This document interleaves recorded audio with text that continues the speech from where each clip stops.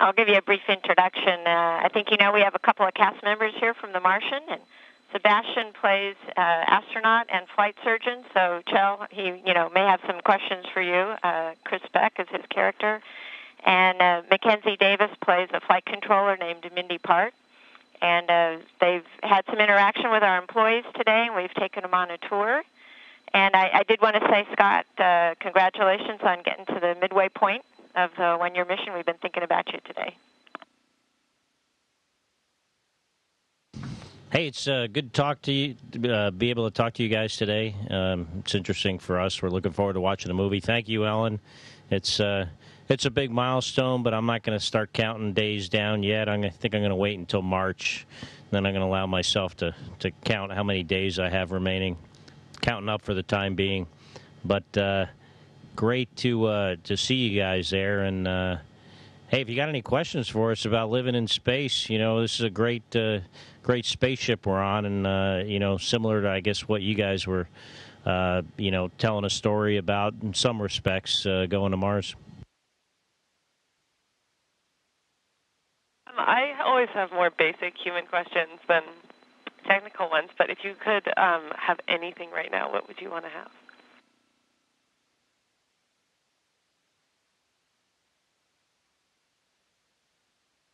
Could be food, could be a hug. The ability to leave here.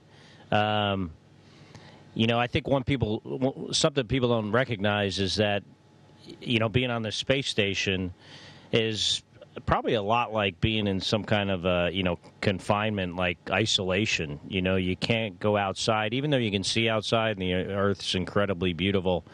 Not having the ability to leave is a pretty, an all-present feeling. And although I'm not claustrophobic at all, it would be nice to get outside. And I'm not talking about outside like on a spacewalk, but, put my feet in the grass and, feel the wind on my face kind of outside.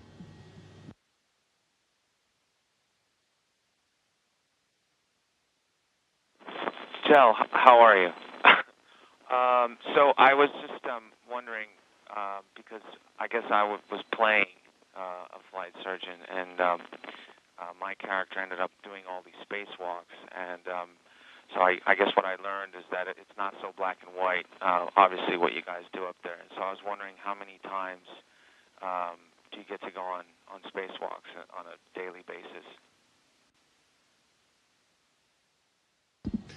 It's great. Well, first, let me say it's great to get to chat with you all. Like Scott said, we're very excited to see the movie, and I've read the book a couple of times already, and it's neat to see the people that are picking up these roles. Scott and I, Scott's been in space for 300 days, over 300, almost a year now, with all the consecutive time that he's been in space on previous missions. And this, of course, is my first mission. I've been up here for about 6 weeks, but neither of us has had the opportunity to do a spacewalk yet. But we are currently scheduled to do 2. We'll do a spacewalk at the end of October and maybe one in early November. And we're both really looking forward to that. It's, I think, an exciting opportunity, also a very challenging and technical type of work that I think we both enjoy doing that sort of work, accepting that type of challenge and trying to do a good job. The other thing I was going to ask is one of the things that I actually did for research, which was kind of helpful, was I was looking up what you guys do on your Instagrams, which is kind of funny from time to time. To keep up with you guys. But I was wondering, I know you've got so many things going on up there and you're constantly busy, but is there any time at all where you guys get to play pranks on one another or something of the sort?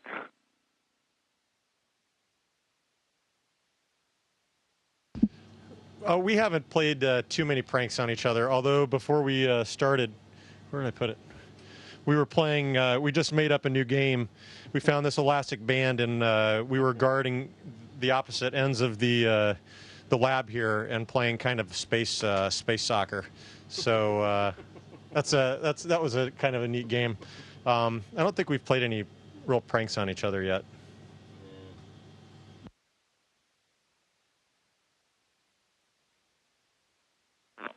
Sorry, so what determines when you said you had 2 spacewalks scheduled? Is it for repairs or maintenance, or it's just to give you a treat? No, definitely not for a treat. And the people who determine that are kind of like, Ellen and the folks that work for her and the people on the other side of her, the flight control team. And, in some cases we're fixing stuff that broke. In other cases we're doing, kind of like upgrades to the space station. We have a bunch of different tasks coming up, running some cables outside for future hardware that's going to be on the space station. We're, fixing a radiator. It's not broken, but we need to put it back into its original configuration. We rewired it because we thought it had a leak at one time. So stuff like that. The spacewalk just takes so much work to get ready to do. The suits are very complicated. The procedures are very complicated. It's going to take, us a couple of weeks to get ready to do it.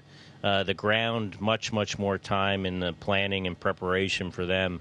So it's not something that we can just do at a moment's notice. Although, if there was an emergency kind of repair we needed to do on the outside, we could probably pull it off within a few days, but that's not something we normally do.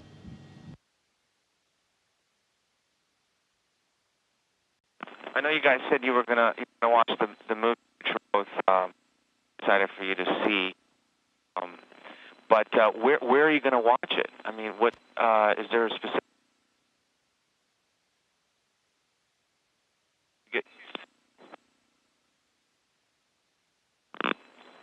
Can you hear me? Yeah. And if so, do you guys? We lost. You got me. Okay. And if so, do you get to watch anything else ever at all, or? We lost part of your question, but I think you were asking basically how do we watch things up here and what do we have to watch. We used to just be able to watch things on the laptops, and so we would gather when we were having dinner on a Friday night. We'd gather the whole crew together, and we'd be kind of huddled around a laptop to watch a movie. Very recently, we had a projector sent up that helps us with our training, but we can also utilize to watch movies. And so we have a large screen that we'll pull out, and it's about half the size of a hatch, and we'll point the projector at it. And so it's our kind of a Friday night treat to watch a movie together as a crew. And we're very fortunate in that frequently we have. We work with the studios, and they'll send up fairly recent movies that we get to watch, and we have a fairly extensive library of space movies and action movies and comedies that we like to watch as well. I watched Hot Tub Time Machine 2 a few weeks ago. I wasn't in that. That's funny. That was probably a good thing. Yes, you're right. Mike, do you think that after you return, in April, that you'll go back up to space again, or is this your last journey? I like, going to space. I enjoy the mission. I, enjoy the challenge. I'd like to have the opportunity to do it again, but, I'll, at that point, have well over 500 days in space. And I think my colleagues probably wouldn't appreciate it too much if I was going up here again, but you never know.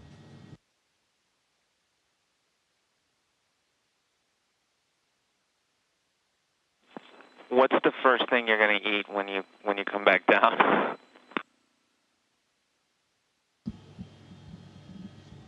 Probably a salad.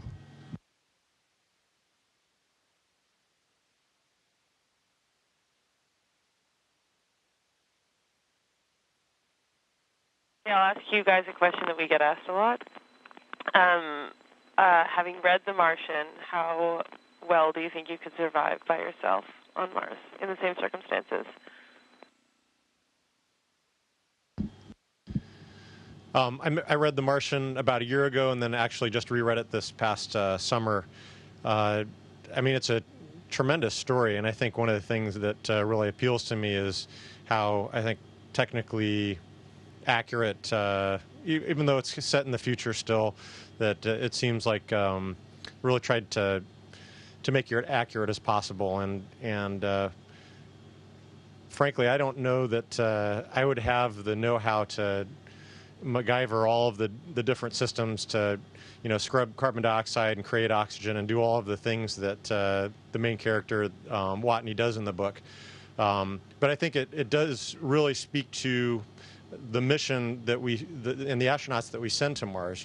Right now on the space station, we have a tremendous support from the ground. We have a logistics chain with cargo vehicles that are coming up every few months that bring supplies and food and all sorts of cargo up to us.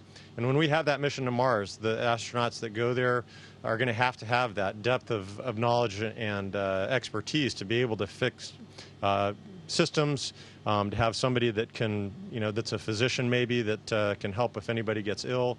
There's going to have to be a lot of cross-training and a lot of technical know-how.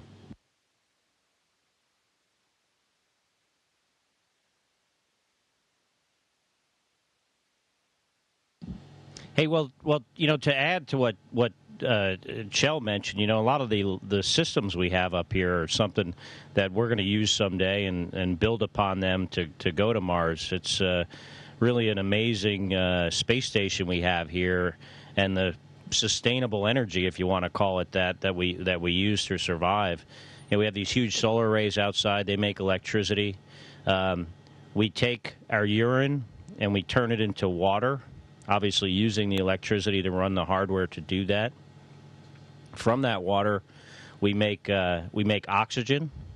We also, have a system that scrubs the carbon dioxide out of the atmosphere, and it, those two systems that make the oxygen and scrub the carbon dioxide, then combine in another system to make more water. And it's it's almost a closed loop system. Occasionally we have to add water to it. We get energy from the sun, but it's really a state of the art renewable energy system that someday we're going to take to Mars, or a version of it. Recently we've grown lettuce on board, so we have the ability to use the resources to produce food, and hopefully we'll learn enough from that to where when we do go to Mars, we'll be able to grow our own food, because, the resupply chain is going to be very far away from us, when we get there.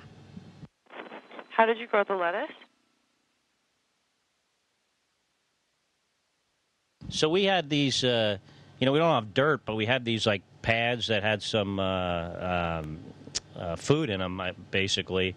And then we, kind of like, I guess, a hydroponic almost system that we had some LED lights, and we added water to the seeds, and it grew very well, and it was actually not only did we enjoy eating it because it tasted good, but it was good nutrition, and also gave us a little bit of satisfaction from growing our own food and watching it grow and seeing some green on board, which is a kind of an uncommon color up here.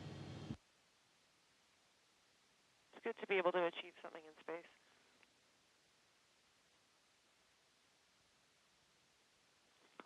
Talking to Hopper down here, he was telling us how at certain points in times you guys had mice up there, or spiders, or just other living things with you, like ants. Do you currently have any of those right now, or no? No, we don't. We didn't get any mice on the HTV Japanese vehicle, and we used our mice that we had on board earlier for the last research. It's quite possibly we might have some. Might be a JAXA experiment that has some living organisms. I know we had some worms recently. Microscopic kind of worms. I'm not sure if they're still alive. We got over 400 different experiments going on up here throughout the year I'm here, some of which we're very involved in, some of which are kind of self-contained, that, you turn it on and it kind of does their own thing, and they fly the samples to the ground or analyze the data on the ground. But, right now, no significant living things other than the 6 of us.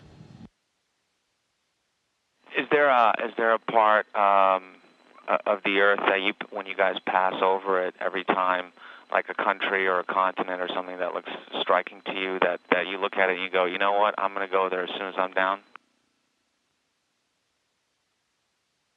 I think that's one of the obviously one of the real neat things about being up here is just over the course of the day, you look down through the window and you can see different parts of the Earth. Australia is very striking. The colors, the reds and yellows and browns. So you always know when you're flying over Australia. Africa also, you can tell when you look out the window. And I always enjoy flying over the U.S. and flying over places where I've lived and where I have friends, and kind of wave and recognize that have friends and family below. One of the real striking things about flying over the Earth, though, is when you look outside, almost invariably it's blue and white. Just how much water covers the Earth, and the clouds, always changing, always beautiful. It's very, very striking when you look outside. And just to add to what Chell said, I always find it fascinating that the places that are the most appealing, aesthetically on the Earth, are the places that are generally harder to live, like the water, reefs, the Bahamas, things like that, and deserts are incredibly beautiful, where the areas that have a lot of forestation and North America, Europe, things like that, Asia, where a lot of the people live, don't look as beautiful as some of these places that are less less easy to survive in, maybe like Mars. Well, we hope you enjoy the Mars that Ridley Scott created, because it looks pretty real. And I suppose finally you don't get very tired of doing those flips. I suppose. Is it just something you keep doing throughout the day because you can?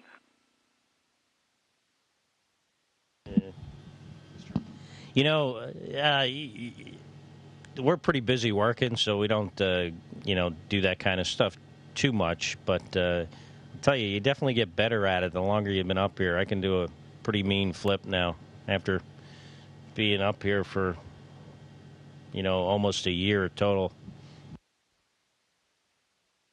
And I'm getting better at it. Can we see yours, please?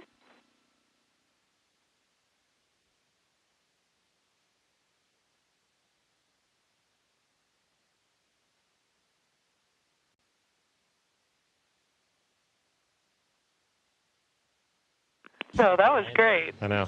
I went for the double, but I didn't stick the landing. No, yeah, he did hook his feet into that pole on the bottom, but that was really impressive.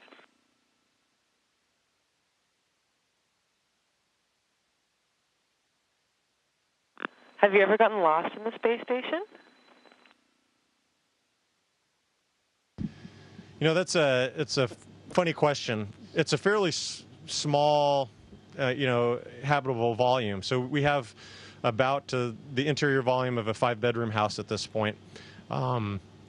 What's interesting, though, is you really kind of pay attention to how perception changes when you're up here on the space station. And so things are built so that this is kind of up and this is down. The lights are on the upper surfaces, and so you really kind of orient yourself in this position over the course of the day. But if you find when things are dark and if you kind of turn yourself upside down, it actually is fairly easy to get very disoriented and maybe lose your way a little bit. There was one evening where I went into the cupola, and where it's when it was very dark outside, and the cupola is our 7-bay window that looks down towards the Earth. And I was remarking to myself, "Wow, it is really, really dark. I can't see the Earth. I can't even find the handles to hold on to." And then I discovered that I was actually in one of our logistics modules, and I wasn't in the cupola at all. So if it's dark and you're disoriented, it's possible to get lost. I've gotten lost in my crew quarters when you have an alarm that wakes you up in the middle of the night and the lights are out and you can't find the door because you think you're completely upside down. What are your two watches for?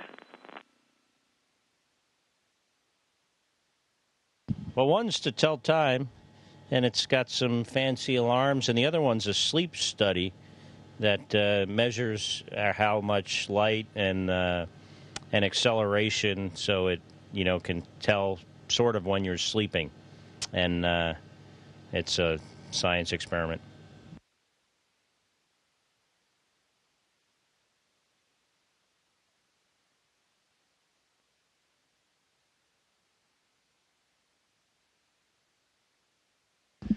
I see my family and my wife and children down there, so I was just waving to them, and I think they're probably very excited to meet the Winter Soldier. Hey, Daddy. Hey, Alexandra. You guys got out of school a little early, I see. That's awesome. I got to miss weight training.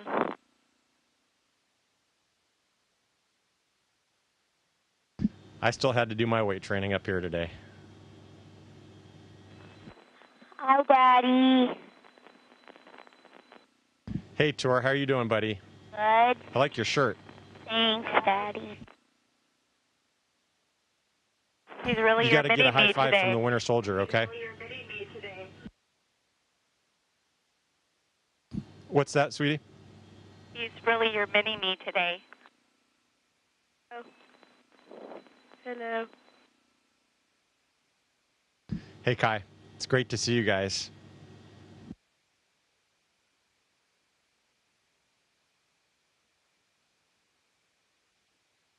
Hey, babe. Happy hump day. Happy hump day. Hey, good to see you. Good to see you as well. Thank you. Thank you.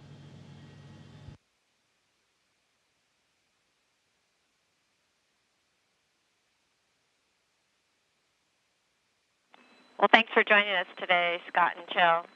It was fun for us to hear your answers and to give them a chance to ask you a few questions, and hope you have a good rest of the day.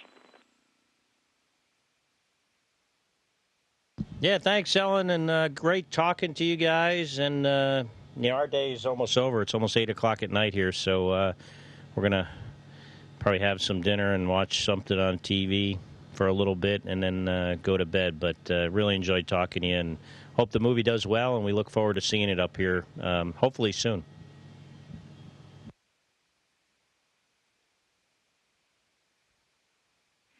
Thank you, cast members of The Martian and JSC Center Director, Dr. Ellen Ochoa.